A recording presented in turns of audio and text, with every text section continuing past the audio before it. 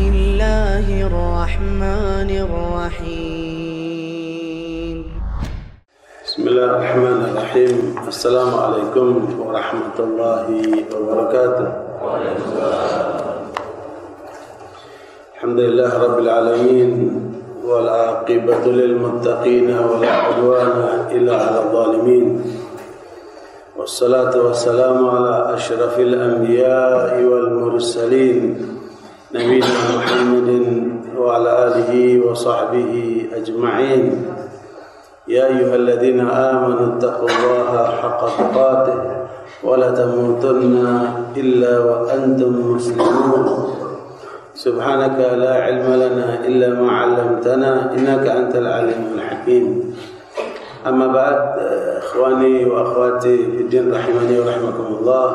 Ma'asyiral muslimin, para hadirin hadirat kajian kuliah subuh rahimani rahimakumullah. Insyaallah kita pagi hari ini melanjutkan muqaddimah yang telah kita sampaikan pada kesempatan yang lalu terkait dengan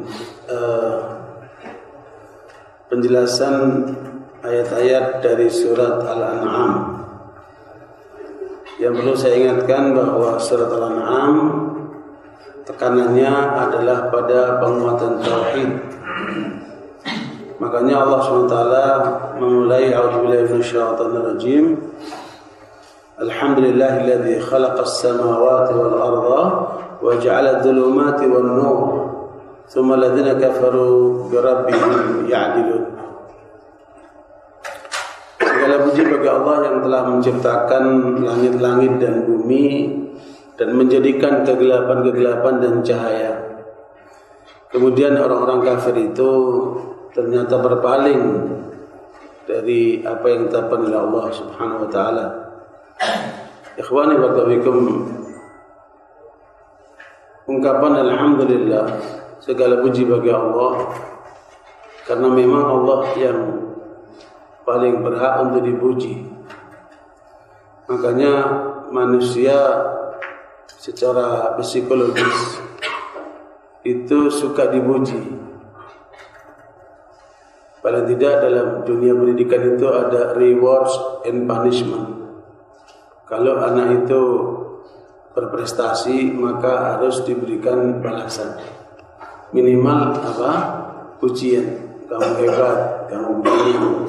Sehingga anak itu termotivasi. Kalau dia membuat pelanggaran maka dihukum.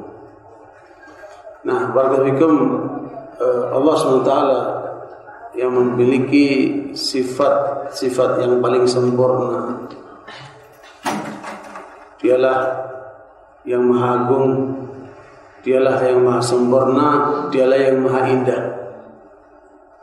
Dan sifat-sifat Allah ini tidak terhitung kalau namanya dibatasi oleh Allah. Bahkan Rasulullah menyebutkan ada 99 nama sebagaimana riwayat Imam Tirmidzi. Innalillahi tis'an wa tis'ina isman man ahsaha dakhala al-jannah. Allah memiliki nama-namanya yang agung, ada 99. Siapa yang menguasai nama itu, ahsaha itu pertama hafal, kemudian yang kedua paham, yang ketiga mempraktekkan sesuai dengan nama kebesarannya itu, maka orang itu akan dijamin surga, kata Rasulullah SAW. Semakin orang mengenal Allah, semakin dia dekat kepada Allah. Makanya Allah menyebutkan innama yakhsyallaha min ibadihi ulama. Ya, manusia yang paling dekat kepada Allah adalah mereka yang kategori siapa? Berilmu. Ya. Ketemu? Anda baca tafsirnya 1 dan 2, ayat 1 dan 2.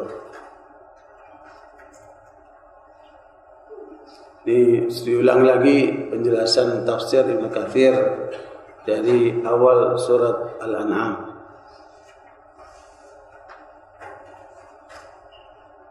A'udzu billahi minasyaitonir rajim.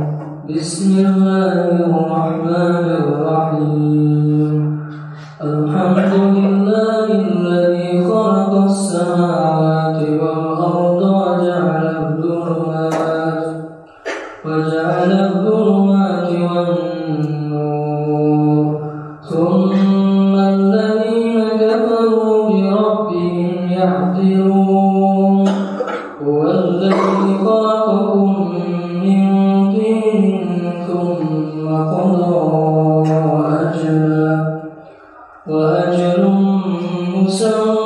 من عنده ثم أنتم تمترون.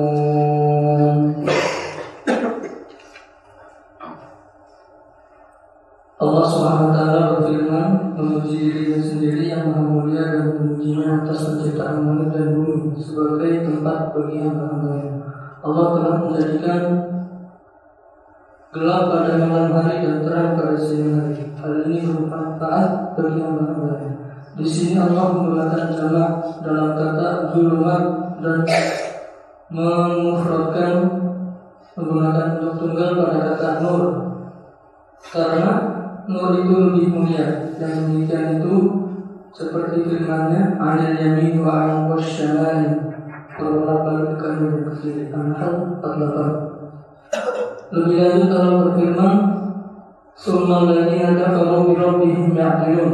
Namun orang-orang kafir mempersekutukan sesuatu dan Rabb mereka.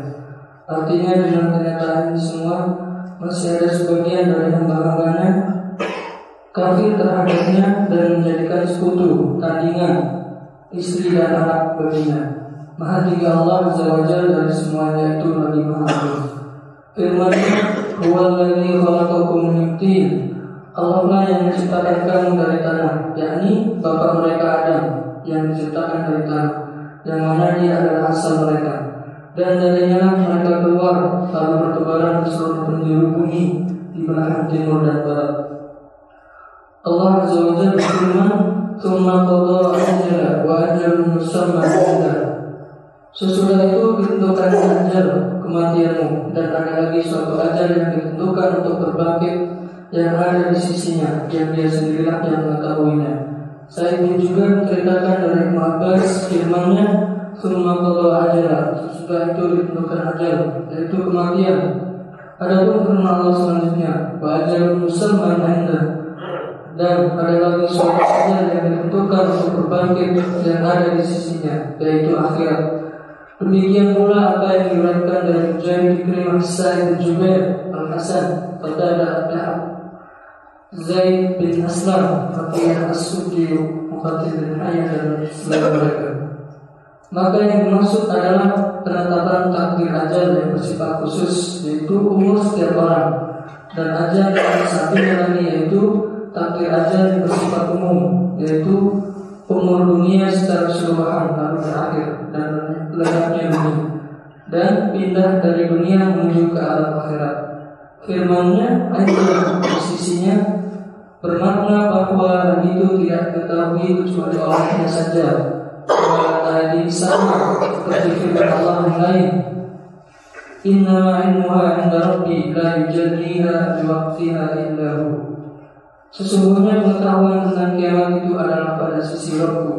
Tidak seorang pun yang dapat menjelaskan waktu kedatangannya selain Dia. Allah Azza wa Jalla berfirman, "Tsumma antum tamtarun." Kemudian kamu masih ragu-ragu tentang kebangkitan tersebut. As-Suddi dan ulama lainnya berkata, yakni mereka meragukan tentang masalah hari kiamat. Barakallahu fikum sekalian. Ungkapan dari ayat yang pertama, Alhamdulillah, ini menjadi ekspresi cinta seorang hamba kepada Allah. Makanya kita diajarkan sehari sholat wajib 17 rakaat. Di situ kita membaca apa? Alhamdulillah. Alhamdulillah Rabbil Alamin. Dalam kajian akidah bahwa inti manusia ketika menghamba kepada Allah harus memenuhi 3 hal. Yang pertama adalah ekspresi cinta, dan itu diajarkan oleh Allah dengan mengucapkan Alhamdulillah. Yang kedua, ekspresi harap, supaya manusia itu tidak berharap kecuali kepada Allah SWT. Dengan ungkapan apa? Ar-Rahmanir Rahim. Makanya harapan manusia banyakkan digantungkan kepada apa? Ijazahnya, kepada apa? Perusahaannya, kepada apa? Anak-anaknya dan lain sebagainya. Padahal harapan yang harus kita punyai adalah harapan untuk sukses duniawi, sukses ukhrawi, dan itu hanya dimiliki oleh Allah SWT. Tidak dimiliki oleh perusahaan, tidak dimiliki oleh siapapun. Makanya gantungkan harapan kita kepada Allah SWT dengan ungkapan Ar-Rahman Ar-Rahim. Kemudian Maliki Yaumiddin, itu ekspresi apa? Takut.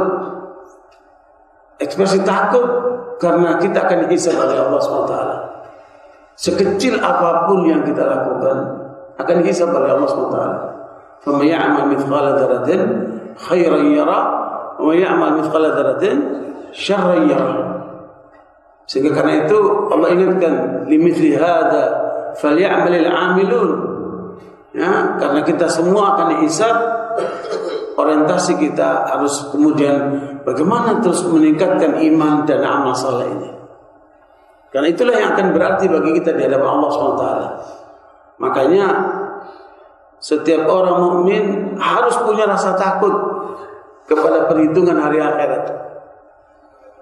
Orang yang kalau punya rasa takut ketika dia berhutang dengan seseorang, tetapi kemudian bayarnya alot, ditagih entar seminggu, sebulan, terus begitu, sampai orang yang meminjami capek. Dia kalau sudah capek, dia akan mengatakan kata-kata, kalau kamu tidak membayar hutangmu kepadaku, saya akan tuntut kamu nanti di yaumul hisab. Ungkapan itu sudah sangat menakutkan bagi orang yang punya iman. Maka dia akan bersungguh-sungguh mencari jalan bagaimana supaya bisa menyelesaikan hutangnya itu. Makanya yaumul hisab itulah yang kemudian menjadi harapan setiap orang yang mencari keadilan di pengadilan. Ketika kemudian keputusan pengadilan dirasa tidak adil, maka dia akan mengatakan kepada hakim, kepada jaksa, dan kepada polisi yang memproses itu, kalian telah berbuat zalim kepada saya. Apa yang saya lakukan tidak seperti yang kalian tuduhkan. Ini baru pengadilan dunia. Kalian sudah menzalimi saya. Saya akan tuntut kalian nanti di hadapan Allah di yaumul hisab. Itu yang paling ditakuti oleh para hakim, oleh para jaksa dan para polisi dan manusia pada umumnya. Makanya munculkan di dalam diri kita rasa takut kepada hari akhirat, sehingga kita sangat berhati-hati ketika berbuat, ketika berucap. Ya, ini hal yang perlu kita ingatkan. Makanya kita kemudian diulang-ulang membaca itu. Paling tidak kalau Bapak Ibu ke Madinah, ke Mekah, imam ketika membaca salat dimulai dengan apa? Alhamdulillah. Dan itu mazhab Imam Ahmad. Kalau mazhab Imam Syafi'i mengucapkannya secara keras dengan bismillah. Ya, tapi mazhab Ahmad bismillahnya disirkan, bukan enggak dibaca tapi disirkan. Bismillahirrahmanirrahim, baru alhamdulillah dikeraskan. Nah, barakallahu pujian Allah ini dimulai ketika membuka ayat ini, dan hendaknya terus kita lakukan itu, banyak memuji Allah. Ya, setiap kali kita dapat kenikmatan, pujilah Allah. Alhamdulillah. Makanya kita diajarkan habis makan bacalah alhamdulillah. Hatta habis bersendawa, keleken itu, alhamdulillah. Setiap habis dapat nikmat katakan alhamdulillah. Subhanallah. Makanya ungkapan penduduk surga pada saat mereka dimasukkan di dalam surga apa? Di akhir surat Az-Zumar disebutkan wasiqal ladzina taqaw rabbahum ilal jannati zumara hatta idza ja'uha wa futihat abwabuha wa qala lahum khazanatuha salamun 'alaikum tibtum fadkhuluha khalidin wa qalu alhamdulillahi alladzi sadaqana wa'ada. Ketika kamu akan melihat nanti orang-orang yang bertakwa kepada Tuhannya digiring ramai-ramai masuk ke dalam jannah, ke dalam surga. Kemudian malaikat mengatakan, selamat buat kalian, memang kalian orang-orang baik. Baik akidahnya, baik pikirannya, baik ucapannya, baik perilakunya, baik kehidupannya. Ya, kalian orang-orang baik, kata para malaikat. Kemudian saat itu kita mengatakan segala puji bagi Allah yang telah memenuhi janjinya. Karena janji Allah tidak akan pernah meleset. Kalau kita lihat janji manusia, apalagi janji kampanye-kampanye, banyak apa? Banyak meleset. Tapi janji Allah tidak pernah meleset.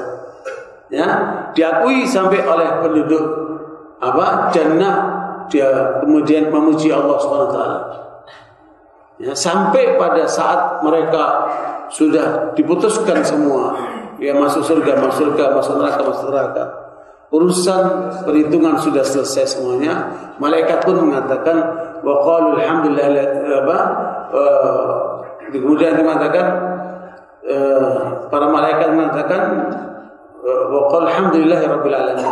Ya, keputusan terakhir setelah selesai semuanya, malaikat pun memuji Allah atas semua keputusannya. Ya, makanya saudara sekalian, banyaklah memuji Allah, jangan suka memuji diri. Ya, kebanyakan orang suka memuji diri atas kelebihan-kelebihan yang dimiliki. Alhamdulillah Allah telah memberikan kelebihan dari masing-masing orang. Setiap orang punya kelebihan, tapi kelebihan itu tidak harus kemudian ditonjolkan. Makanya kita diajarkan tawadhu, ya, sikap rendah diri untuk tidak menonjolkan diri. Makanya orang saleh itu tandanya idza ja'a lam yu'raf wa idza dhahaba lam yuftaqad. Orang saleh itu kalau dia datang orang enggak tahu, kalau pergi orang tidak kehilangan. Karena orang tidak tahu kalau dia orang saleh. Begitulah orang berilmu, ya. Hendaknya dia menyembunyikan dirinya, tidak kemudian menonjolkan dirinya. Makanya kata Abdullah bin Mas'ud radhiyallahu anhu, kalau kamu memuji, pujilah orang yang sudah meninggal. Pujilah para sahabat, para tabi'in, ulama-ulama yang telah terbukti mereka bermanfaat ilmunya dan amalnya itu. Adapun memuji orang yang masih hidup, maka dia tidak aman dari fitnah, kata Ibnu Mas'ud. Ya, makanya jangan suka memuji orang, memuji ustaz, memuji ulama, memuji siapapun. Ya, meskipun kalau pujian itu pada tempatnya itu dibenarkan. Ketika istri kita berusaha untuk memasakkan buat kita, ternyata masakannya enak, kita puji. Ya, sesuai dengan porsinya, tidak berlebihan. Masya Allah, hari ini masakan menikmat sekali. Dia senang. Tetapi ketika pujian itu melampaui batas, melebihi porsi, kata Nabi, ambil tanah, siramkan di muka orang yang puji itu. Karena tujuannya dia adalah untuk menghancurkan. Satu kali saya berkunjung ke rumah seorang dermawan terkenal sekali di daerah Kadipaten. Kemudian bapak ini kedermawanannya itu sampai dirasakan oleh banyak masyarakat. Dia bikin sekolah TK, SD, SMP yang juara sekadipaten itu, dan semua diberikan gratis oleh si dermawan ini. Suatu kali kata dia, datang bupati dengan rombongannya mengucapkan terima kasih atas peran yang dilakukan oleh bapak ini. Tiba-tiba anggota majelis ulama memuji-muji yang berlebihan. Maka dermawan ini mengatakan kepada bupati, Pak Bupati, maaf, orang yang merusak bapak orang seperti ini. Di depannya orang itu, ya, karena apa? Justru itu akan menghancurkan, menjadikan orang nanti riya. Ya, dipuji-puji aja jadi apa? Jadi riya, bangga diri. Naudzubillah min dzalik. Makanya paling bagus sedekah itu diberikan tangan kanan, tangan kiri tidak tahu. Itu paling bagus, ya. Nah, makanya banyaklah memuji Allah atas karunia nikmat yang tidak bisa kita hitung. Kata Allah, wa in ta'uddu ni'matallahi la tuhsuha. Kalau kamu berusaha untuk menghitung nikmat Allah, kamu tidak akan mampu menghitungnya. Nah, apa yang harus dipuji kepada Allah ini? Alladzi khalaqas samawati wal ardh. Karena Allah telah menciptakan langit dan bumi untuk siapa? Untuk manusia. Ya, Bapak Ibu, kalau melihat secara ilmiah bagaimana posisi langit dan bumi dan seisinya ini, apalagi kita melihat galaksi-galaksi dan tata surya yang ada di langit sana, maka posisi dunia kita ini termasuk yang sangat kecil. Ini pun kita sudah rasa begitu luas. Ya, segala puji bagi Allah yang telah menempatkan kita di bumi ini untuk kemudian kita diuji.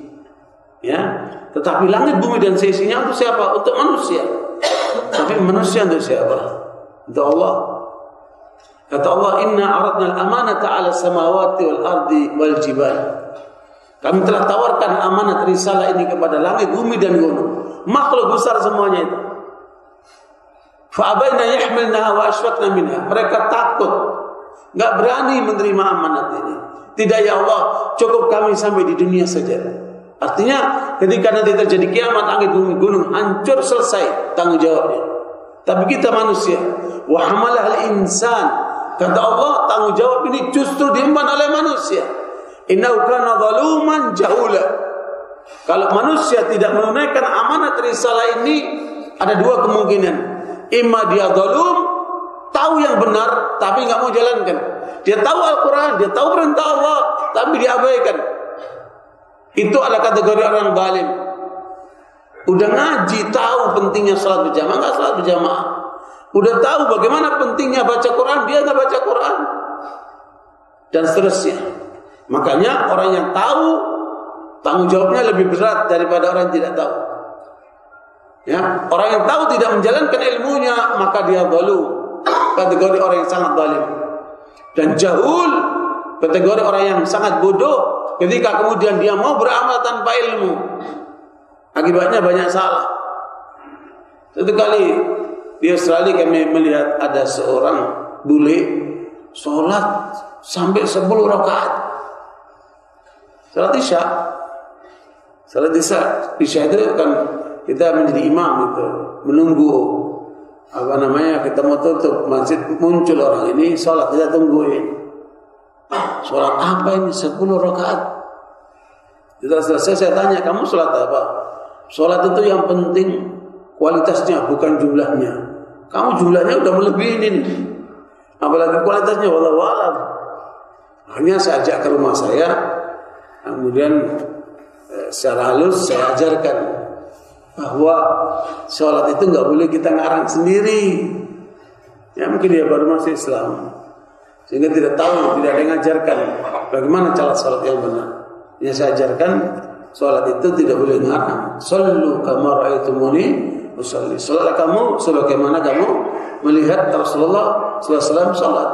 Makanya harus kita pelajari bagaimana cara Rasulullah sholat itu, dari mulai wudhunya sampai kepada selesai sholatnya itu. Nah, barakallahu, makanya langit dan bumi, kalau Bapak Ibu berjalan, ya, dan sekarang ini rekreasi sudah tidak cukup hanya di bumi, sudah dibuka rekreasi ke langit.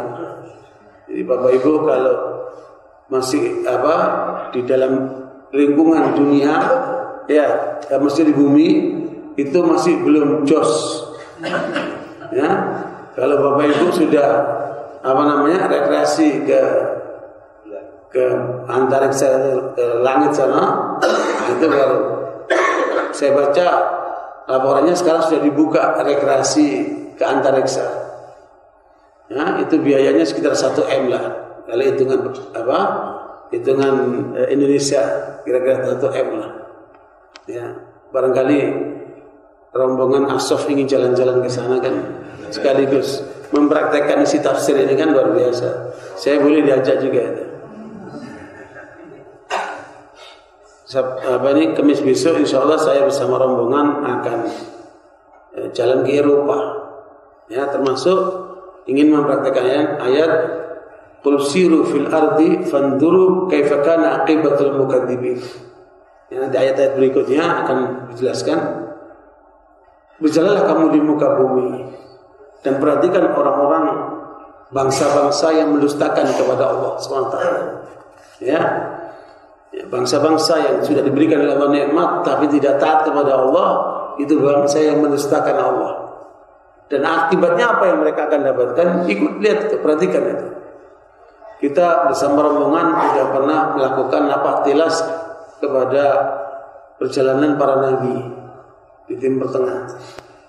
Ya, kita lihat bagaimana hasil kerja para kaum kafir dan musyrik di masa para nabi dan rasul itu. Dan itu ada bekas-bekasnya. Ya, apalagi di daerah Petra itu satu wilayah kota dengan pegunungannya itu dijadikan sebagai tempat penyembahan tertua di saat itu. Dan dari situlah kemusyrikan datang ke Mekah. Dan itu ada linknya dengan yang ada di Mesir, karena Petra itu adanya di Yordan. Di Yordan itu juga banyak para nabi yang diturunkan. Itu wilayah Palestina, ya. Dan nabi-nabi paling banyak di daerah itu memang. Ternyata kedatangan para nabi itu, makanya saya tanya, kenapa kok nggak ada nabi datang ke Indonesia? Ya, kita nanya juga itu. Kenapa kok nggak ada nabi yang ke Eropa, ke Amerika, atau ke tempat lain, ke Cina atau apa? Ternyata memang kemusyrikan dan kekafiran itu yang paling dahsyat itu di Timur Tengah. Pantas kalau kemudian Allah turunkan para nabi di sana. Itu kita dapat jawaban bukan dari buku. Setelah kita melihat kenyataan. Di Mesir itu, di daerah Luxor itu, satu kota dibangun sama Fir'aun. Tiangnya saja Pak, itu kita pegang 13 orang besarnya itu. Dan itu marmer semua. Dari mana dia datangkan itu? Belum lagi kita lihat piramidnya itu kan. Dahsyat. Padahal di masa itu kan nggak ada teknologi. Tapi bagaimana mereka bisa menciptakan seperti itu? Hebat mereka. Tetapi mereka tidak hebat dalam kaitan dengan Allah Subhanahu wa taala. Makanya teknologi yang dihasilkan oleh manusia ini kalau sampai menjauhkan manusia dari Allah, maka itu berarti posisi mereka sama dengan kaum yang terdahulu. Harusnya kecerdasan kita, kemajuan kita mendekatkan kita kepada Allah Subhanahu wa taala. Ya, justru para ilmuwan itu harusnya lebih dekat kepada Allah karena mereka menyaksikan kebesaran Allah dari apa yang mereka saksikan dari pengetahuan dan ilmu yang mereka miliki itu. Tetapi kenapa kemudian mereka justru jauh dari Allah Subhanahu wa taala? Nah, ini harus kita kembalikan, kita ingatkan. Ya, apalagi di masa sekarang ini, kata Alvin Toffler. Ya, Alvin Toffler ini pernah menyebutkan tentang 3 wave, 3 gelombang yang dialami oleh manusia: agraris, naik ke industri, naik ke informasi. Dia sekarang menyebutkan 4th wave, ya, gelombang keempat. Apa itu? Confuciusness, kata dia. Apa? Kebingungan. Justru manusia ini semakin maju, teknologinya semakin kebingungan. Luar biasa. Ya, kemarin bagaimana bingungnya sopir-sopir taksi karena tersaing dengan taksi online. Itu kebingungan. Ya, bahkan Nokia itu tutup, bingung dia. Kenapa kok kami bisa bangkrut? Padahal kami bekerja maksimal sesuai dengan administrasi dan manajemen modern. Tapi kenapa kami bangkrut? Kami pun tidak tahu. Itu pimpinan Nokia mengatakan seperti itu. Ya, subhanallah. Makanya sekarang ini manusia dalam kebingungan. Ya, apalagi dengan kondisi ekonomi gonjang-ganjing seperti ini. Tapi kita orang mukmin tidak boleh bingung. Ya, makanya kembalilah kepada Allah melalui Al-Quran dan saksikan alam semesta ciptaan Allah ini. Makanya Allah kaitkan Al-Quran dengan apa? Dengan alam semesta ciptaannya ini. Ini semua untuk kalian wahai manusia. Yang harus kalian lakukan adalah bagaimana kalian mengagungkan Allah, membesarkan Allah, memuji Allah. Ya, dengan diciptakan langit dan bumi untuk manusia. Wa ja'ala dzulumati wan nur, dan Allah menjadikan kegelapan-kegelapan. Allah jadikan malam kegelapan, dan Allah jadikan siang untuk terang menerang sehingga orang bekerja, orang mencari nafkah. Ketika terjadi gerhana kemarin, kan siangnya jadi seperti malamnya. Ya, matahari tertutup oleh oleh bulan. Kemudian apa terjadi? Para ilmuwan melakukan penelitian terhadap perilaku binatang. Ya, termasuk ayam, termasuk pada saat terjadi kegelapan itu, ngapain mereka? Mereka naik ke pohon-pohon. Ya, dikiranya sudah malam. Subhanallah. Padahal itu hanya fenomena alam yang Allah berikan kepada kita supaya kita menyaksikan kebesaran Allah, bahwa matahari saja punya kelemahan, bulan pun punya kelemahan, semua ciptaan Allah punya kelemahan. Karena itu adalah makhluk. Hanya yang maha sempurna hanya Allah SWT yang menciptakannya. Ya. Karena itu saudara sekalian, maka kita diajarkan untuk melaksanakan sholat gerhana, untuk kembali bersyukur kepada Allah SWT. Nah, Allah jadikan dhulumat dalam bentuk jamak. Kegelapan dalam bentuk jamak. Karena kegelapan itu perjalanan yang sangat menyengsarakan. Ya. Dan kebatilan itu tidak ubahnya seperti kegelapan. Makanya Ibnu Qayyim menyebutkan bahwa kebatilan itu tidak ubahnya seperti kelelawar. Kapan kelelawar itu keluar? Kalau gelap. Ya, Syiah, Ahmadiyah, LDI, aliran sesat yang lainnya, agama-agama menyimpang, itu semua seperti kelelawar. Mereka muncul ketika terjadi kegelapan. Tapi ketika orang itu diterangi oleh Al-Quran, diterangi oleh keimanan, diterangi oleh ketaatan, diterangi oleh amal soleh, orang-orang seperti itu tidak akan disentuh oleh oleh kelelawar itu. Makanya yang dijadikan sasaran mereka menjadi orang-orang yang kemudian memang ilmu agamanya rendah, pengetahuannya Islamnya abangan, dan kemudian mereka didekati dan seterusnya, ini kebawa kepada alim-alim menyimpang itu.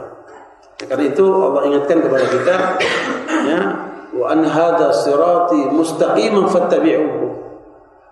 Kebenaran itu cuma satu. Kata Allah, inilah jalanku yang lurus, ikuti jalan itu. Tidak jalan yang lainnya. Wala tattabi'us subula fatafarraqu bikum an sabili. Dzalikum wasaqum bihi la'allakum tattaqun. Dan jangan ikuti jalan-jalan lain, nanti kamu tersesat jalan. Kapitalisme, sosialisme, eksistensialisme, apalah isme-isme itu dibuat manusia, itu tidak lain hanyalah jebakan-jebakan supaya kemudian kita tidak mengikuti jalannya Allah SWT, kebawa kepada isme-isme karangan manusia. Karena itu termasuk yang dikritisi oleh Syekh Utsaimin rahimahullah, ungkapan pemikiran Islam. Ada pemikiran Islam. Kalau dikatakan pemikiran Islam itu menjadi relatif. Karena Islam ini adalah firman Allah yang mutlak kebenarannya. Tapi kalau sudah masuk kepada pemikiran manusia menjadi relatif. Beliau tidak setuju dengan istilah itu. Ya. Makanya kita kembalikan kepada kemurnian Islam sebagai wahyu ilahi berupa kebenaran mutlak. Adapun kalau sudah masuk ke pikiran manusia, dia sudah tidak menjadi mutlak, menjadi relatif. Makanya fikih yang kemudian menjadi pendapat para ulama dalam banyak hal itu menjadi relatif, sehingga Syekh Hasyim Asy'ari mengatakan kepada warga NU dalam Qanun Asasinya, warga NU boleh mengikuti 4 mazhab, ya, Hanafi, Maliki, Syafi'i dan Hambali. Kenapa? Karena itu sudah menjadi wilayah pikiran ulama, sehingga kita tidak bisa menentukan secara mutlak ini yang benar, ini yang salah, karena kemungkinan semuanya ijtihad. Tapi kalau Al-Quran kebenaran mutlak, hadis Nabi SAW kebenaran mutlak, dan itu yang kemudian harus menjadi pegangan kita. Makanya kalau kita bicara din, bicara Islam, harus ada landasannya. Qurannya apa, hadisnya apa, supaya apa? Tidak menjadi relatif, supaya menjadi apa? Itu kebenaran mutlak. Nah, barakallahu, makanya cahaya inilah yang akan menerangi orang mukmin kemana saja dia berada. Imam Ghazali rahimahullah setelah perjalanan berpuluh-puluh tahun mencari kebenaran, beliau menemukan satu ayat yang oleh beliau dianggap sebagai satu kesimpulan dari Al-Quran, kesimpulan dari Islam. Ayat apa itu? Surat Az-Zumar ayat 22. Kata Allah, "Afaman syaraha Allahu sadrahu lil Islami wa huwa 'ala nurin min rabbih, fawailul lil qasiyati qulubuhum min dzikrillah, ulaika fi dhalalin mubin." Kata Allah dalam ayat itu, beruntunglah orang yang telah dilapangkan dadanya dengan Islam. Artinya orang-orang yang menjadi muslim itu pilihan Allah, bukan pilihan kita, bukan pilihan orang tua kita. Bayangkan dari 7 miliar manusia ada 1/4-nya mereka orang muslim. Kita termasuk yang muslim itu. Ini pilihan Allah yang harus kita syukuri. Ya. Makanya ketika orang itu menjadi muslim, itu satu keuntungan yang luar biasa. Karena jalan menuju surga hanya Islam, tidak ada jalan lain. Dan itu yang kemudian harus kita pertahankan sampai mati. Kata Allah, wala tamutunna illa wa antum muslimun. Jangan kamu mati kecuali kamu dalam keadaan Islam. Nah, kemudian apa saudara sekalian? Wa huwa ala nurin min rabbi. Kemudian orang muslim itu diberikan panduan cahaya dari Tuhannya. Inilah Al-Quran. Ya, kemarin saya share banyak di grup-grup hasil penelitian di Florida bahwa orang yang membaca Al-Quran setelah salat subuh dan setelah salat maghrib ditemukan otaknya meningkat 80%, kecerdasannya meningkat 80%, dan jiwanya 97% itu tentrem. Barangkali Bapak Ibu boleh praktekkan, ya, betapa nikmatnya ketika kita membaca Al-Quran, apalagi setelah subuh dan setelah maghrib. Ya, itu hasil penelitian ilmiah yang kemudian boleh kita uji cobakan untuk diri kita. Mudah-mudahan dengan itu kita bisa merasakan cahaya Al-Quran kepada diri kita. Makanya Ibn Abbas mengatakan, al-hasanatu nurun fil qalbi wa dhiya'un fil wajhi wa quwwatun fil badani wa mahabbatun indal khalqi. Ya, kebaikan itu ketika Anda baca Quran, ketika Anda berbuat baik, itu akan terpancar cahaya dalam kalbu. Ya, sebagaimana dosa akan menjadi titik hitam dalam kalbu. Semakin banyak orang banyak berbuat dosa, kalbunya semakin kelam. Makanya sulit mendengarkan pengajian, sulit mendengarkan nasihat, sulit dia untuk membaca Al-Quran. Berat dia berada di lingkungan orang-orang yang saleh. Dia akan menjauh, mencari tempat-tempat yang gelap seperti perilaku dia yang banyak dosa itu. Maka Ibn Abbas mengatakan apa? Kalbumu itu kamu terus jaga cahayanya. Dengan apa? Dengan amal soleh. Karena kalbumu akan nyala, mukamu akan cerah, badanmu akan kuat, dan kamu akan dicintai orang di sekitarmu. Itu tanda orang soleh. Itu tanda orang baik, kata Ibn Abbas. Ya, kalau ada suami dibenci oleh istrinya, dibenci oleh anak-anaknya, ini bukan orang soleh. Kalau ibu-ibu nggak disukai oleh suaminya, ya, kemudian nggak disukai oleh anak-anaknya, itu juga harus dikoreksi. Ada yang tidak beres dengan hubungan kita dengan Allah SWT. Bahwa kemudian kebaikan di dalam diri kita belum nyala. Makanya kata Ibnu Qayyim, orang itu tergantung imannya, tergantung amal salehnya.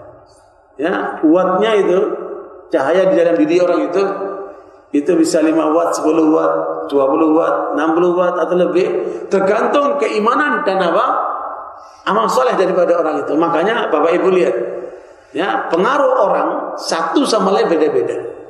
Pengaruh ustaz satu sama lain beda-beda. Jadi bukan cuma sebatas pintar ngomong, tapi bagaimana kemudian ilmu yang dia sampaikan, kebenaran yang dia sampaikan masuk ke dalam kalbu. Apalagi dengerinnya sambil ngantuk-ngantuk tidur, mana bisa masuk itu? Susah untuk masuk itu. Ya, karenanya perlu konsentrasi. Ikhwan fillah, inilah cahaya yang Allah maksudkan. Sebagaimana di dalam surat Asy-Syura ayat 52 Allah katakan, "Wa kadzalika wahayna ilaika ruhan min amrina." Ya. Sebelumnya saya lengkapi dulu ayat yang tadi surat Az-Zumar 22. Kata Allah, kalau kamu sudah tercahayai kalbumu, jangan kamu padamkan dengan maksiat. Akibatnya kemudian kamu akan jarang mengingat Allah, bahkan jauh dari Allah. Nanti kamu akan masuk ke dalam kesesatan yang nyata. Ya, makanya orang kalau kalbunya tidak terhubung kepada Allah, larinya kemana? Mobil, ya, mobil ini, mobil itu, model ini, atau ke pakaian, ya, atau ke kuliner. Otaknya, pikirannya cuma makanan aja. Ya, atau ke popularitas, atau ke kursi-kursi kekuasaan, ya, atau senang dengan rumah, atau hobi-hobi. Bahkan kemarin di TV ada bapak-bapak hobinya ngumpulin mainan anak-anak. Bapak-bapak hobi ngumpulin anak-anak itu sampai ratusan juta. Astagfirullahaladzim, sia-sia amat ini orang. Waktunya habis, kekayaannya untuk ngumpulin hobi buat apa itu, apa mainan anak-anak itu. Ya, nasallahu alaihi. Sayang sekali orang-orang seperti itu, habis waktunya itu yang sia-sia. Kenapa? Kalbunya tidak terkait dengan Allah, maka dia lari ke yang lainnya. Ya, yang lebih buruk lagi, kalau kalbunya lari ke perempuan, ya dicari perempuan, nggak ada habisnya itu. Ya, sampai kena AIDS akhirnya kan, mati merana dia. Naudzubillah min dzalik. Itulah saudara sekalian, ketika kalbu seorang tidak dekat sama Allah, dia lari ke yang lainnya. Karena kalbu itu cuma satu. Ma ja'alallahu lirajulin min qalbayni fi jawfi. Allah tidak menjadikan dalam diri seorang dua kalbu. Kata Ibnu Mas'ud, kalau kalbumu tidak terhubung kepada Allah, maka kalbumu akan lari ke tempat yang lain. Kalbumu akan lari kepada apa? Selain Allah Subhanahu wa taala. Itulah yang kita lihat dalam kehidupan manusia. Coba antum lihat. Ketika seseorang berbicara, kita langsung bisa menilai ini orang kalbunya bagus atau tidak bagus. Kita langsung bisa nilai. Kemarin ada orang Syiah WA ke saya mau ngajak debat you, kata dia. Saya Syiah, dia mau ngajak debat you. Terus kemudian saya bilang kita debat di MUI sampai ada keputusan pembubaran Syiah di Indonesia sekalian. Kemudian dia bilang MUI tidak punya hak untuk membubarkan Syiah. Terus dia ngomong macam-macam. Saya bilang, kamu siapa? Apa Syiah berani memberikan mandat kepada kamu? Ya, dia nggak bisa jawab karena nggak bisa mewakili Syiah dia kan. Dia ngomong macam-macam. Bagi saya nggak penting senang, nggak penting Syiah. Yang penting bermanfaat. Saya komentari, oh ternyata Anda bukan orang berilmu. Dari mana saya tahu? Dari ungkapan dia. Maaf, ternyata Anda bukan orang yang berilmu. Orang model Anda ini cukup kata Allah disebutkan salam. Wa idza khatabahumul jahiluna qalu salam. Ya, kalau diajak bicara sama orang bodoh, masih ngengkel juga, udah katakan salam. Ya, assalamualaikum, selesai sudah. Nggak ada manfaatnya mengikuti orang seperti ini. Ya, dia ngomong macam-macam, ngomel-ngomel, jadi dah saya tinggalin. Nah, sekalian, makanya orang itu akan ketahuan dari mana, dari lisannya. Itulah ekspresi kalbunya. Ya, perhatikan kalau ada orang laki ngomongnya ceritanya perempuan terus. Wah, ini sono cantik, ini cakep, ini sono bening lah begini begitu. Itu artinya apa? Kalbunya sedang mengarah ke situ dia. Kalau ceritanya makanan, sono makanan enak. Ada ibu-ibu habis ngaji bilang, Pak Ustaz, kita makan sate marangi yuk Pak Ustaz. Di mana Bu? Mana itu? Bukan di situ tuh Pak.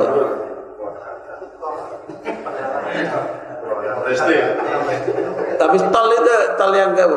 Cikampek. Waduh, jauh amat Bu Cikampek. Semangatnya itu luar biasa itu kan. Itu pada kuliner itu luar biasa. Nah itu orang bicara mobil, nggak apa-apa silakan.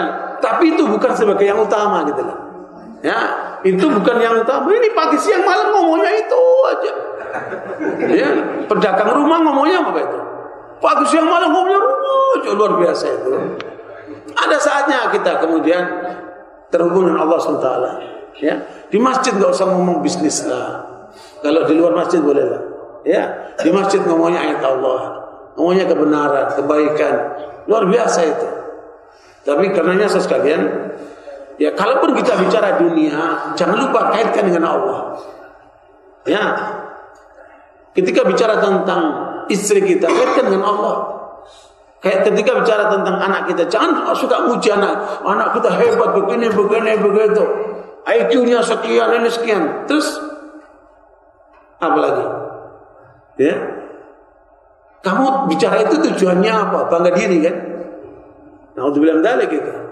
Inilah karunia Allah yang Allah berikan kepada anakku begini, dia hafal Quran. Tujuannya apa? Memotivasi orang lain supaya anak-anaknya pada hafal Quran. Itu baru cakep tuh. Kaitkan dengan Allah. Jadi setiap kali bicara apa saja kaitkan dengan Allah. Ya. minimal alhamdulillah ala kulli hal. Ya, Rasulullah mengajarkan ya, kalau Anda di posisi sedang sulit, ya, tetap kita memuji Allah. Ya kan? Kalau dapat senang kita katakan alhamdulillah. Kalau sulit gimana? Ya, utang lagi numpuk, pikiran lagi pusing, tagihan banyak. Gimana keadaanmu? Pusing? Jangan gitu. Iya. Susah? Jangan gitu. Jawabannya apa? Alhamdulillah ala kulli hal. Apa? Alhamdulillah ala kulli hal. Padahal sedang sulit nih, perut lagi lapar, ya, kehidupan lagi susah. Tetap katakan apa? Alhamdulillah ala kulli hal. Subhanallah. Kata-kata orang mukmin itu enak didengar. Wa qulu lin-nasi husna, itu perintah Allah. Bicara yang baik, katakan yang baik. Subhanallah, ya. Nah, barakallahu, ini yang harus kemudian cahaya ini yang harus menyinari diri kita sekalian. Ya, makanya kita dianjurkan baca Quran sehari 10 juz. Oh. Ini hadis Nabi, Pak. Hadis Tirmidzi, Iqra'ul Qur'ana fi salat. Ya. Minimal saya dapat riwayat 40 hari. Selesai. Khatam. Para sahabat sebagian ada sehari khatam. Ada 3 hari khatam. Rata-rata seminggu, dari Jumat ke Jumat. Rata-rata mereka dari Jumat ke Jumat. Itu yang sibuk, Pak. Yang sibuk dari Jumat ke Jumat. Dan itu bisa membaca, bisa mendengarkan. Murattalkan bisa kan? Bisa dengan HP di setup, murattal, dengerin. Dan itu cahaya buat kalbu kita. Ya, ketenangan yang luar biasa. Suplai buat kebutuhan rohani. Ya. Nah, ini yang kemudian harus terus kita kuatkan. Rumah tangga kita jangan tidak terdengar Al-Quran. Rumah yang tidak terdengar Al-Quran itu kuburan. Meskipun rumahnya terang, ya, meskipun banyak orang, tapi sebenarnya apa? Kuburan. Iqra'ul Qur'ana fi buyutikum fala taj'aluha qubura. Nabi mengajarkan baca Quran di rumahmu, jangan jadikan rumahmu kuburan. Malah ngajinya di kuburan. Kan salah banget itu. Ya. Baca Quran di rumahmu, jangan jadikan rumahmu kuburan. Ya, makanya apalagi rumah yang baru ditempati, jangan lupa membaca Al-Baqarah sama Al-Imran. Malam saya berkunjung ke rumah anak saya baru, saya bilang, udah bacain Al-Baqarah Al-Imran? Belum, bacain. Ya, itu sunnah. Baca Quran Al-Baqarah sama Al-Imran. Kalau bapak sudah menempati tempat rumahnya belum dibaca Al-Baqarah Al-Imran, berikutnya bacain, Pak. Ya, untuk apa? Mengusir pengaruh setan agar rumah bapak tentram, nyaman, tidak ada lagi keributan, ada masalah. Itu semua pengaruh setan semua. Termasuk kalau ada di rumah azan subuh tidak bangun. Itu pasti rumah banyak setan. Ya, rumah yang banyak berantem suami istri sama anak segala macam, itu pasti banyak setannya. Maka bacakan Al-Quran. Usir pengaruh setan itu dengan apa? Dengan Al-Quran. Tsumma ladzina kafaru bi rabbihim ya'dilun. Harusnya semua manusia sadar atas kebesaran Allah yang menciptakan langit, bumi dan seisinya ini untuk manusia. Dan kemudian Allah berikan wahyu ilahi, bimbingan. Maka kata Allah, qala bitu minha jami'a ba'dukum li ba'din adu fa imma ya'tiyanakum minni huda faman ittaba'a hudaya fala yadhillu wa la yashqa. Turun kalian berdua ke muka bumi ini. Turun dari atas ke bawah. Nabi Adam dan Hawa tadinya di surga. Suruh turun sama Allah. Turun kalian berdua di muka bumi ini. Kemudian satu sama lain akan menjadi musuh. Kenapa? Sudah ada setan, iblis yang akan menggoda. Setiap orang, kata Nabi dalam Muslim, setiap orang dari kita semua ini punya satu jin yang menggoda. Kalau lihat bapak-bapak, ibu-ibu ada yang minum tangan kiri, bapak ibu itu sedang diarahkan oleh setan jinnya di dalam dirinya untuk minum tangan kiri, melanggar Allah SWT. Kalau bapak ibu lihat ada orang yang kemudian marah-marah begini, apa urusannya kok marah-marah begini? Gak ada kaitan dengan kita. Marah apa begini? Ah, itu setannya sedang main itu. Udah, gak usah ditanggepin, kasih air minum. Ya, suruh dia wudu. Ya, jangan kemudian kita terpancing marah. Setannya dia sedang sedang bergerak itu. Kata Allah, "Wa may ya'shu an dzikri rahmani nuqayyid lahu syaitan fa huwa lahu qarin." Siapa yang lupa sama Allah, berpaling dari Allah, setan masuk dalam dirinya, menggoda dia. Luar biasa. Semua kejahatan yang terjadi di alam semesta ini dari mana sumbernya? Dari setan iblis ini. Ya, termasuk tadi bapak-bapak, ibu sholat subuh, sholat tapi pikirannya di luar sholat, mikirin tagihan utang, mikirin nanti makan apa sarapannya, mikir yang lain di luar sholat. Itu sebabnya siapa itu? Iblis itu godain. Dia kirim namanya khinzab. Setan khusus menggoda orang sholat. Setiap orang sholat digodain tuh. Safnya dibikin gak rapat lah, macam-macam lah. Imamnya dibikin lupa lah, bikin begitu. Sampai tadi sholat Bapak ini duhur ini 3 rakaat atau 4 rakaat ragu-ragu dia kan? Ya kan? Ada nggak yang gitu? Ada. Siapa yang bikin ragu-ragu itu? Setan itu. Nah, masing-masing kita ini kata Rasulullah punya apa? Satu jin yang akan terus menggoda itu. Aisyah dan bertanya, bagaimana dengan engkau ya Rasulullah? Ya, aku pun ada, tapi Allah membantu aku menjadikan jin yang ada di diriku itu, ya, rupanya masuk Islam tidak menggoda lagi dia. Makanya Islam kan jinmu itu. Bapak Ibu punya jin nggak? Punya. Nggak usah ngomong di luar, nggak usah manggil gendeng, nggak usah apa. Kita sadari kita ada satu jin dalam diri kita. Ya, namanya apa? Qarin. Kalau kita lupa sama Allah, dia bergerak menggoda kita. Ya, untuk menjerumuskan kita. Kata Allah, kalau kamu kemudian berpegang dengan petunjukku ini, kamu akan selamat.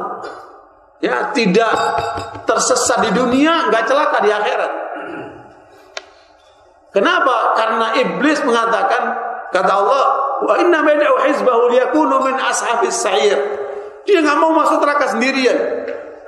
Dia mau masuk neraka rame-rame. Makanya antum lihat orang jahat, dia enggak mau jahat sendirian. Penegak narkoba enggak mau menegak narkoba sendirian. Perokok enggak mau merokok, dia ngajak orang. Kamu enggak jantan kalau enggak ngerokok. Padahal yang ngerokok itu enggak jantan. Dikit-dikit batu-batu kan enggak jantan itu. Ngapain ikut orang enggak jantan?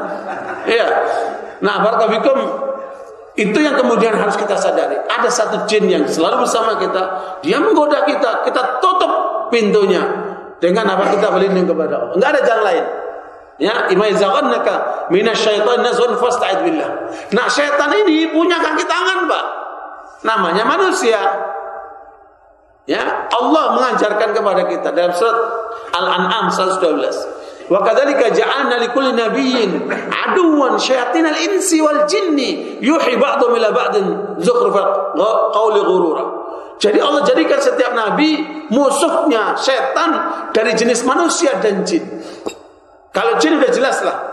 Ya, kaki tangannya iblis. Karena iblis itu makhluk dari jenis jin. Ya, dia mengajak rombongannya. Makanya kita Islamkan jin kita itu supaya tidak menggoda kita. Makanya jangan sampai melanggar Allah sehingga jin itu akan berperan. Tutup pintunya. Nah, barakallahu yang masalah kemudian jin manusia ini, setan manusia ini. Saya mau tanya Bapak Ibu, mana yang lebih berat, setan manusia atau setan jin? Hah? Kok bisa? Jin gak kelihatan, Pak. Bapak fight dengan orang yang gak kelihatan, tahu-tahu nendang dari belakang. Tahu-tahu nendang dari belakang. Mana Bapak tahu? Sementara manusia di depan kita mau berapa? 3, 5, 10 di depan kita, Pak, kelihatan. Mana lebih berat? Setan jin atau manusia? Ya? Setan jin atau manusia? Pak, jangan terpancing ya. Setan manusia lebih berat, Pak. Kenapa? Setan jin dalam 3 ayat di Al-Quran tidak ada lain menyebutkan kalau kamu diganggu sama setan jin, cukup kamu mengatakan a'udzubillahi minasyaitonir rajim, hilang dia. Enggak ada pengaruh dia, lemah dia. Tapi setan manusia, a'udzubillahi minasyaitonir, tambah dekat sama kita. A'udzubillahi minasyaitonir, tambah dekat sama kita. Ayo setan manusia ini. Ayo ngajak ini, ngajak itu. Makanya banyak orang bejat, rusak, kenapa? Karena manusia.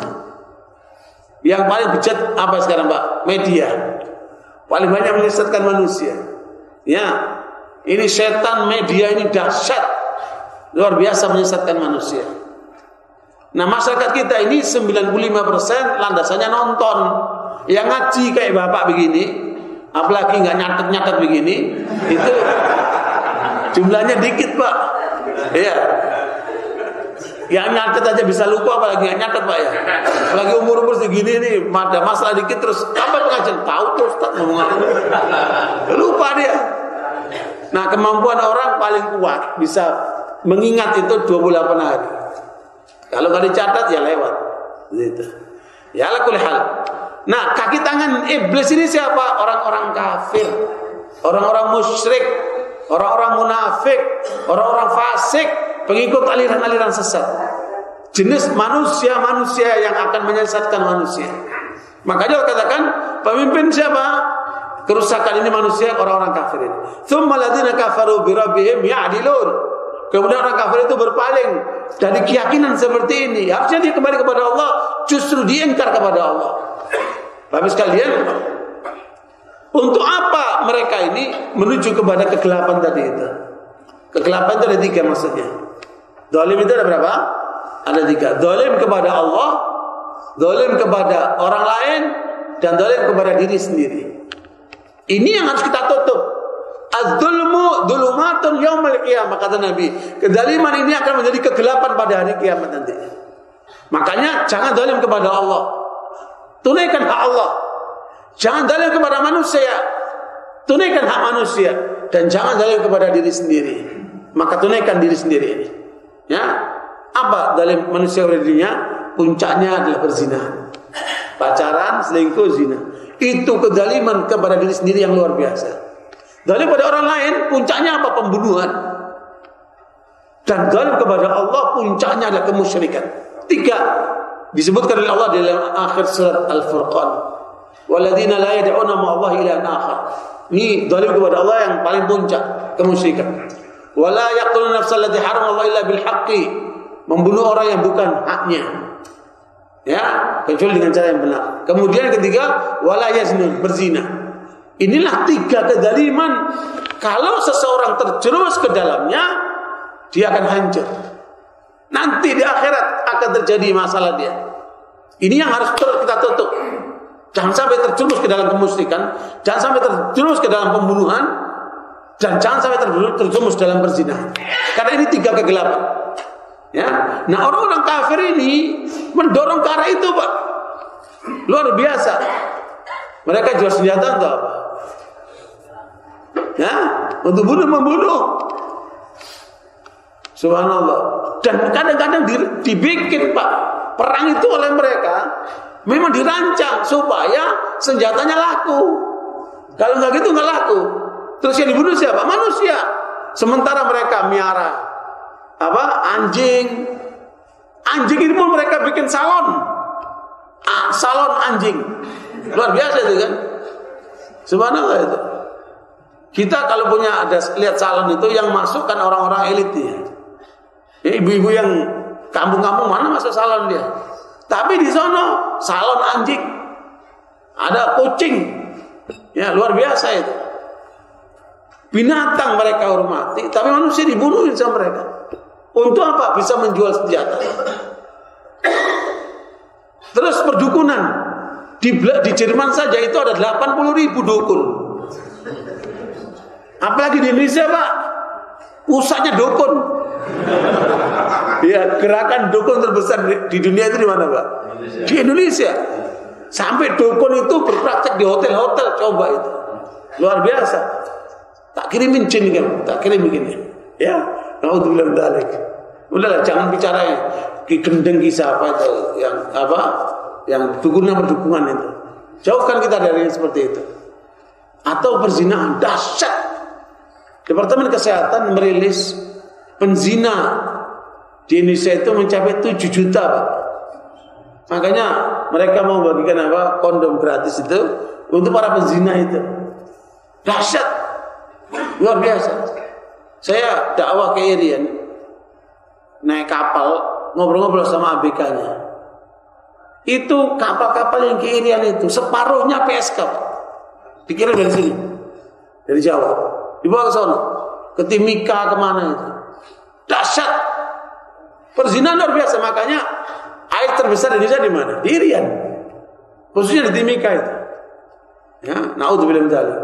Makanya harusnya kan tempat-tempat seperti itu kan ditutup, karena itu akan membuka kejahatan.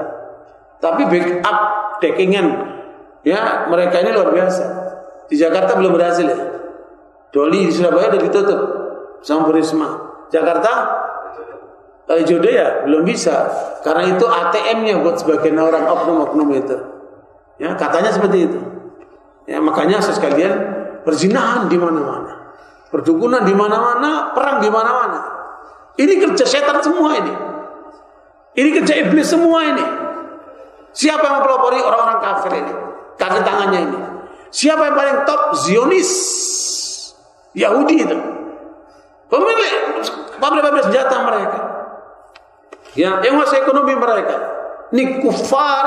Kata Allah, la tajidanna asyaddan nasi adawatan lil ladzina amanu al-yahud. Tsumma alladziina asyraku. Kamu ketemukan musuh utama yang paling benci kepada orang-orang Islam adalah kaum Yahudi ini. Jahat mereka itu. Saya banyak baca puluhan buku tentang gerakan Zionisme di dunia ini. Kelompok Yahudi yang jahat itu. Mereka merancang. Di Indonesia ini Yahudi cuma ada 1.500, Pak. Data PBB menyebutkan 86, ada 3.000 orang Yahudi di Indonesia. Mereka datang bersamaan dengan kedatangannya VOC, kemudian mereka beranak pinak di sini. 86 ada 3.000 orang Yahudi. Semuanya pergi ke Israel, yang 1.500 nggak mau balik ke Indonesia. Yang 1.500 balik ke Indonesia. Pusat gerakan mereka ada di Manado. Bayangkan kita umat Islam yang mayoritas di Indonesia kalah sama Yahudi yang 1.500. Ngapain? Hari Sabtu libur. Ini hari Sabtu, Pak ya? Ini harinya Yahudi, Pak. Kita kuliah subuh. Subhanallah itu. Kita isi dengan kebaikan. Tapi yang lain molor. Sabtu ini hari sucinya orang Yahudi. Saya masuk ke Israel. Pas hari Sabtu itu mereka tidak boleh moto. Kalau naik hotel tingkat 4, tingkat 5, tingkat 10 jalan kaki, nggak mau naik lift, Pak. This is Sabat. Ini hari suci. Naik lift nggak mau, Pak. Foto nggak mau dia. Bahkan kawan saya di Swedia cerita, ketika dia transaksi sama orang Yahudi, dia sengaja Sabtu datang ngasih uang. Menolak. No pay, this is Sabat. Tidak ada bayar. Ini hari Sabtu. Nggak mau dia, Pak. Bapak dikasih duit dari Jumat, nolak nggak? Itu mentalnya Yahudi itu. Dia taat sama agamanya. Kita ini memble. Bukan libur hari Jumat, liburnya hari Sabtu Minggu. Coba Sabtu punya Yahudi, Minggu punya Nasoro. Ya udah kalah kita umat Islam. Dan jangan ngalah. Kita harus terus berjuang. Kalau kita punya perusahaan, kalau kita punya sekolahan, kalau kita punya kewenangan dalam usaha-usaha, bikin libur hari Jumat, jangan hari Sabtu Minggu. Jangan ikuti yang umum ini. Itu kita kalah itu udah. Kalah mental, kalah perang, kalah segala itu. Kita harus rubah. Tidak boleh kemudian kita mayoritas kok di sini. Kok jadi kalah seperti ini? Ya apalagi sama Ahok. Ngapain kalah kita? Ya. Ikhwan wa taufikum, makanya ini perlu diingatkan. Suatu kali dalam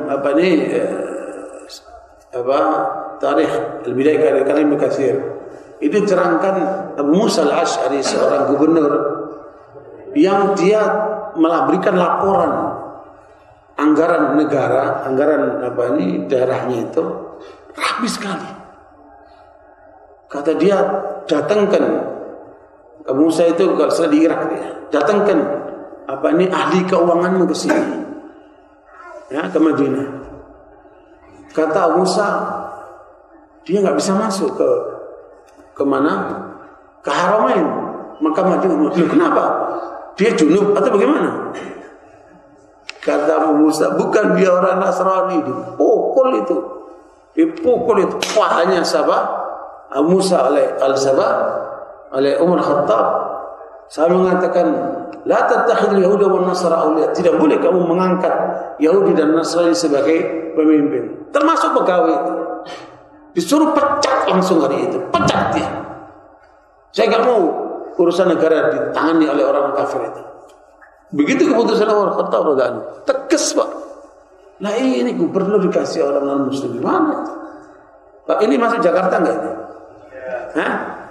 Tangerang, alhamdulillah. Berarti bapak-bapak ibu bebas. Sama seperti saya orang Bekasi.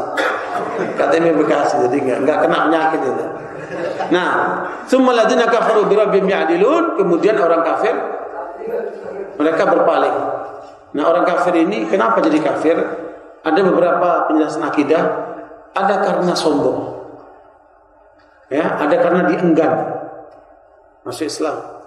Ada karena dia berpaling, enggak mau masuk Islam, benci dia dengan Islam. Ya. Ada karena juhud, dia ingkar dengan Islam, dia menolak. Dan ada karena kemunafikan, kepura-puraan. Ya, inilah 5 jenis kekafiran yang harus kita hindari dan kita ingatkan umat dari semuanya. Ini kajian akidah seperti itu. Adapun orang kafir itu ada 4 macam. Orang kafir itu enggak satu. Ada orang kafir yang jahat. Dia ingin membunuh orang Islam, dia ingin menghancurkan orang Islam, dia ingin memerangi orang Islam. Ya, seperti kemarin saya share juga pertemuan pembesar-besar di Amerika membahas bagaimana menghancurkan Islam. Terekam, subhanallah. Ya, jadi bagi mereka Islam ini adalah musuh utama yang harus dihabiskan. Tetapi mereka tidak bisa menghabiskan orang Islam semuanya. Apa yang mereka rencanakan? Mereka menghabiskan gerakan-gerakan Islam dulu. Ya, itu yang kemudian akan mereka sasar. Jadi itu terekam, subhanallah, kejahatan mereka itu. Ini orang kafir seperti ini nggak boleh didiamkan, harus dilawan. Ya. Yang kedua, orang kafir dhimmi. Orang kafir tapi dia taat dengan agamanya. Ya. Dia ke gereja, dia ke sinagog, dia taat dan tidak mengganggu orang Islam. Biarkan dia. Lakum dinukum waliyadin. Kelompok ini kata Rasulullah, man ada dhimmiyan faqad adani, wa man adani faqad adallah. Siapa yang mengganggu orang kafir dhimmi seperti ini, dia sama seperti mengganggu aku. Siapa yang mengganggu aku, dia mengganggu Allah. Enggak boleh diganggu nih, Pak. Biarkan dia dengan keyakinannya. Yang penting dia enggak ganggu kita. Ini jenis yang kedua. Yang ketiga, orang kafir musta'min. Orang kafir tapi minta pelindungan, minta suaka politik, lindungi dia. Tetapi nanti ada kesempatan perdengarkan Al-Quran sama dia. Barangkali dia menjadi sadar. Ini harus dilindungi. Orang minta apa? Perlindungan. Kemudian yang keempat, kafir mu'ahid. Orang kafir yang sedang bekerja, terikat perjanjian kontrak dengan umat Islam. Ya, orang seperti ini nggak boleh diganggu. Dia sedang bekerja, mencari nafkah. Dia sebagai teknisi, sebagai apalah namanya, dibutuhkan di tempat wilayah umat Islam. Silakan dia bekerja, terikat perjanjian 2 tahun, 5 tahun, dan selama itu tidak boleh diganggu. Selama dia bukan sebagai orang kafir yang jahat yang kemudian memurtadkan orang atau menzalimi orang dan seterusnya. Ya, nah itu barakallahu fikum. Inilah kemudian ternyata kejahatan manusia ini dipimpin oleh orang-orang kafir, terutama siapa kata Allah, Yahudi dan orang-orang musyrik. Itu. Ayat yang kedua, yaitu Allah menciptakan kalian berasal dari tanah. Makhluk jin diciptakan dari api, makhluk malaikat diciptakan dari cahaya, dan makhluk manusia diciptakan dari tanah. Ya. Dan tanah yang menjadi asbab lahirnya kita ini, ternyata inilah yang jadinya peradaban umat manusia. Ya, sementara cahaya ini yang diciptakan daripadanya para malaikat bernilai, yang paling merugikan apa? Api, Pak. Ya, kerugian api itu kalau sudah jago merah menyala, hutan-hutan bisa terbakar tadi, Pekanbaru dan sebagainya. Ya. Nah, sementara tanah itu selalu manfaat.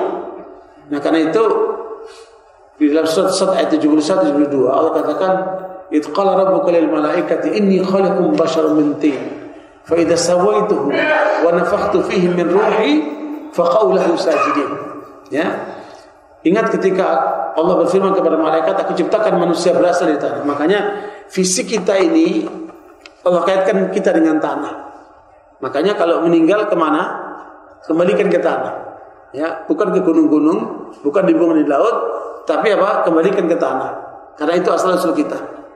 Itulah yang dilakukan oleh umat Islam. Paling mulia, jenazah paling mulia ada pada umat Islam.